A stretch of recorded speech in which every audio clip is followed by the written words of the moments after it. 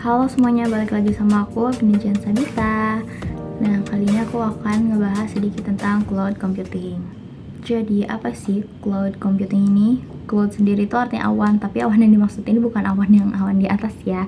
Tapi ini tuh lebih ke internet gitu. Jadi, dia bisa nanti akan aku jelasin. Jadi, cloud ini kenapa bisa disebut dengan awan? Menurut Stephen Grave, internet ini tuh digambarin sebagai awan. Jadi bukan awan beneran awan ya teman-teman, tapi internet gitu. Nah, awan ini nih berisi dengan komputasi yang saling terhubung dengan internet tersebut. Jadi biasanya sih kalau misalnya kita sehari-hari ya, kalau misalnya simpelnya tuh kayak misal iCloud gitu kan. Terus juga misalnya kita buat nyimpen data, file, sekarang udah pakai ini ya, kayak misalnya tinggal pakai email atau misalnya nanti dia kesimpan gitu kan di Google, di cloud-nya kayak gitu kan ada sekarang. Teknologi yang memungkinkan penggunanya itu untuk mengakses data, terus juga menyimpan data, kurang lebih seperti itu. Biasanya itu berbayar juga. Nah, contoh dari cloud computing ini adalah kayak Gmail tadi kan, Yahoo Email atau Gmail itu.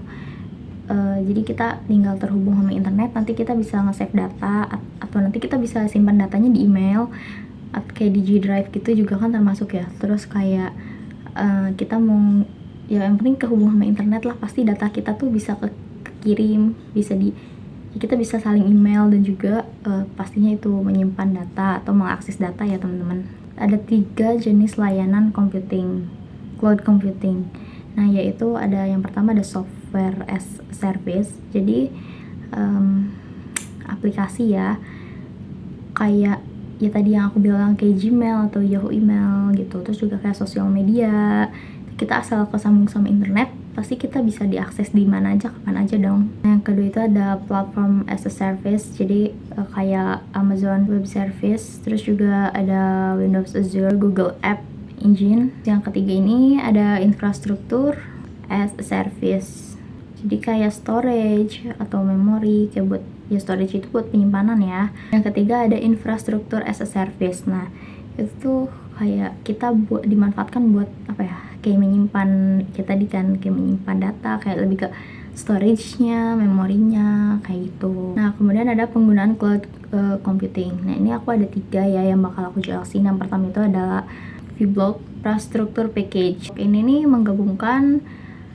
teknologi virtualisasi guys, juga jaringan, komputasi, ya pastinya berhubungan dengan teknologi, dengan internet tentunya, apalagi di era saat ini ya, digitalisasi. Terus juga dengan yang pastinya juga berhubungan dengan keamanan, juga dengan storage dan pengelolaan. Teknologinya udah terintegrasi, udah teruji, udah tervalidasi ya teman-teman, dan kita tinggal pakai aja, jadi udah siap pakai kayak gitu.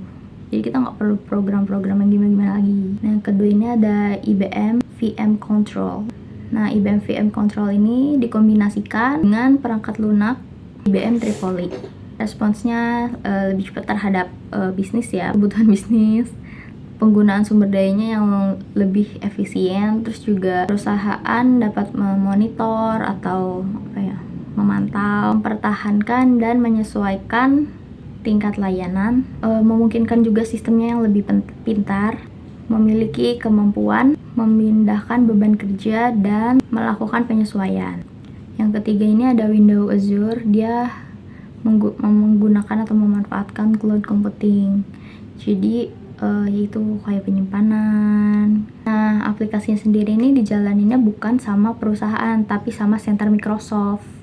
Jadi pengguna yang penting asal terhubung aja sama internet kayak gitu. Azure ini nih nempatin Microsoft bersaing secara langsung dengan aplikasi yang menjalankan atau menyediakan jasa yang serupa gitu. Jadi sekian dari aku, terima kasih. Maaf ya kalau misalnya ada salah kata atau pengucapannya boleh diperbaiki nanti. Oke, terima kasih, dadah.